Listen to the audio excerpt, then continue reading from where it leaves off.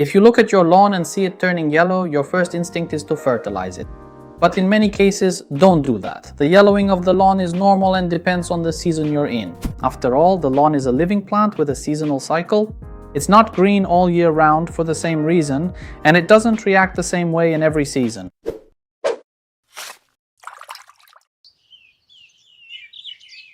If the soil is too cold or too hot, the blade, sometimes even the root is no longer active, and when the root isn't working properly, fertilizer won't help. No matter how much you apply, you actually risk causing much greater damage. In this video, we'll see how things change depending on the season. What causes the grass to turn yellow, whether we really have a problem or if it's simply nature following its normal course. In spring, the lawn starts to come out of dormancy and a lot of people get worried when they see it yellow.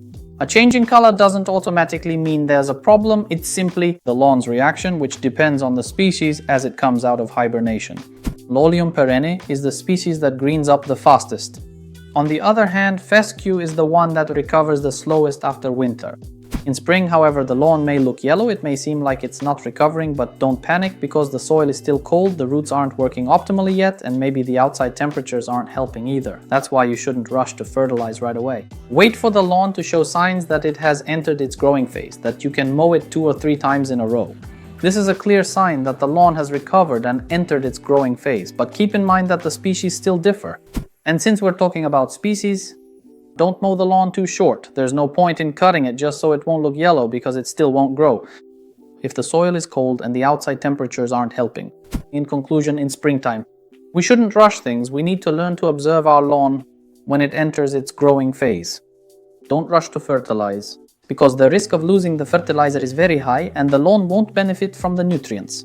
Wait for the lawn to enter its growing phase so you can do the necessary mowing, scarification, and any other required work.